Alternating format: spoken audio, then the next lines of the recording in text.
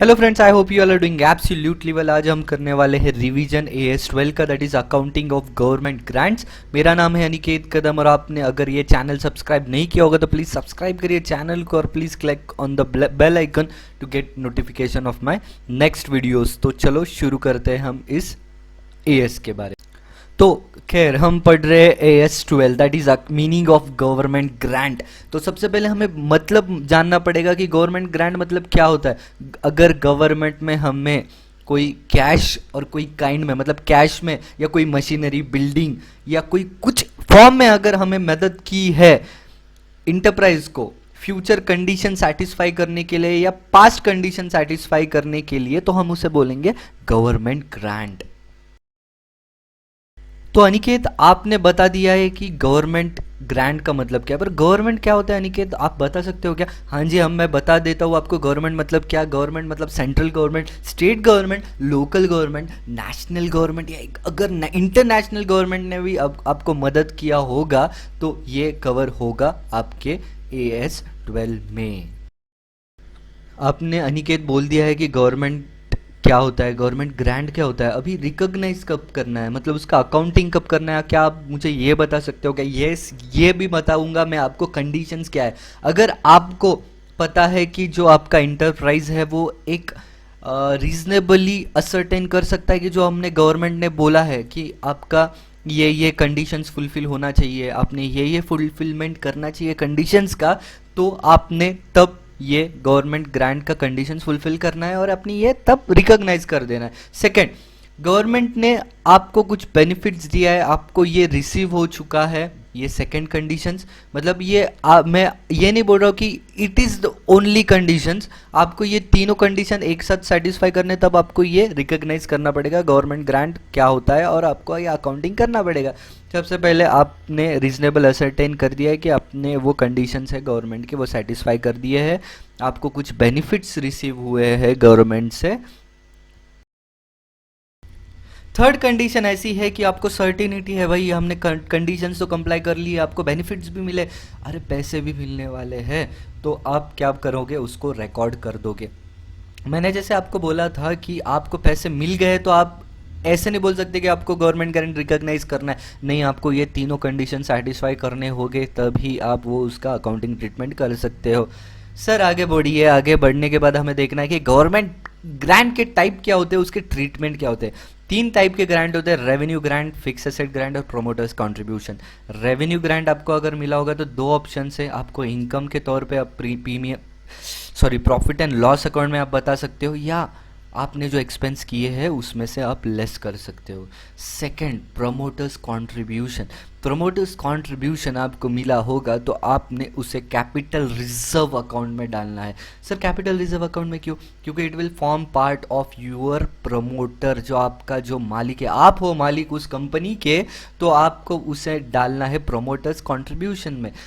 Third, bail out grants. Bail out grants भी एक तौर रहता है, एक तरीका रहता है आपको ग्रांट मिलने का, ये मैंने नहीं बताया, सॉरी।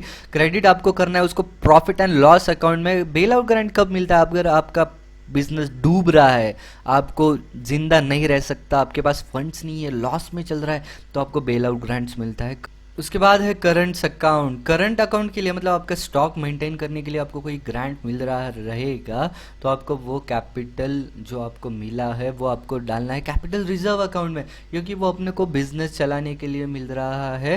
कैपिटल एसेट्स जैसे कि इन्वेंट्री, स्टॉक के लिए मिल रहा है तो आपको उसे डालना है गवर्नमेंट करंट एसेट्स में, करंट रिजर्व्स में, ठीक है। उसके बाद है गवर्नमेंट फॉर फिक्स एसेट। इस पे बहुत सारे क्वेश्चंस आते हैं दोस्तों, आपको ये ध्यान से पढ़ना पड़ेगा। उसमें दो मेथड्स है, डिडक्टिव मेथड्स और एडिक्टिव मेथड। डिडक्टिव मेथड में आपको, अगर आप बैलेंस शीट में अगर एसेट्स रिकॉर्ड कर रहे हो उसमें से आपको गवर्नमेंट ग्रांट की अमाउंट जो है वो आपको रिड्यूस करनी पड़ेगी और आपको वो अमाउंट उधर रिकॉर्ड करनी पड़ेगी, that is cost this grant received. Addictive method में क्या करना है, जो कॉस्ट है ना, कॉस्ट पे रिकॉर्ड कर दीजिए। उसके बाद रिजर्व्स में लाइबिलिटी साइड में एक अकाउंट बना दीजिए, that is deferred revenue grant, क्योंकि आपको वो मिल रहा है वो एसेट परचेस करने के लिए, तो वो आप लिखेंगे लाइबिलिटी साइड में। सर डेप्रिसिएशन कैसे चार्ज करना है? डिडक्टिव मेथड में कॉस्ट लेस ग्रांट रिसीव्ड है, जितनी अमाउंट है उस पे से अपन क्या करेंगे, डेप्रिसिएशन चार्ज करेंगे।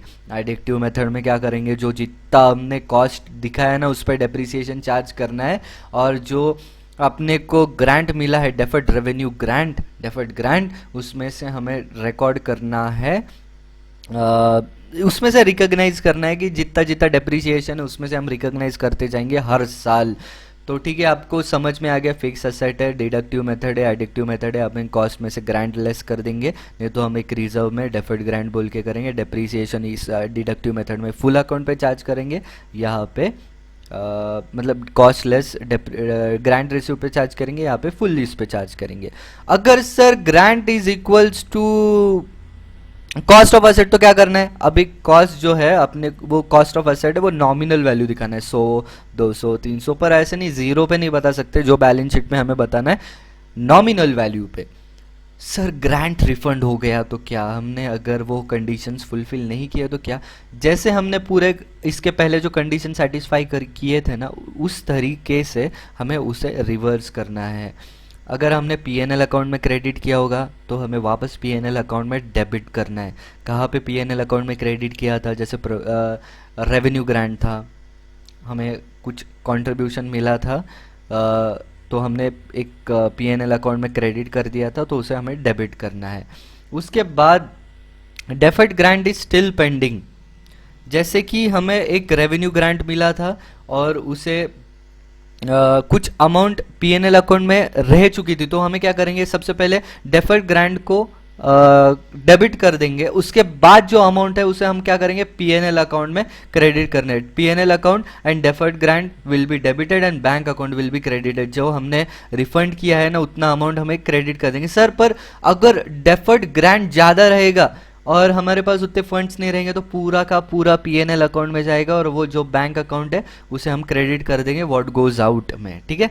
If capital reserve is creditor, हमें कैपिटल प्रोमोटर्स कंट्रीब्यूशन मिला रहेगा तो क्रेडिट किया होगा, तो कैपिटल रिजर्व को हम डेबिट कर देंगे। अगर उसमें बैलेंस नहीं रहेगा तो हमें उसको पीएनएल अकाउंट में डाल देना है, credit bank account. Okay, disclosure requirements, disclosure क्या क्या करना है, गवर्नमेंट ग्रांट हमने कौन से हिसाब से किया है, पीएनएल अकाउंट में क्रेडिट किया है या रिजर्व्स में क्रेडिट किया है, कुछ रहेगा वो आपको डिस्क्लोज करना है। रिफंड किया है तो उसके रीजंस क्या थे वो भी आपको लिखना है। Okay, so thank you so much guys for watching the video. अगर आपको ये वीडियो पसंद आया होगा तो प्लीज़ लाइक करिए और शेयर करिए आपके फ्रेंड्स के साथ जो आपके साथ इस नवंबर 2019 या उसके आगे वाले एग्जाम में अपीयर होने वाले हैं। शेयर करिए, लाइक करिए, और अगर आप मुझसे कुछ गलती हो गई होगी तो प्लीज़ कमेंट डाउन बिलो, यार आपका ही दोस्त हूँ। तो thank you so much once again and keep smiling and study hard. Bye bye.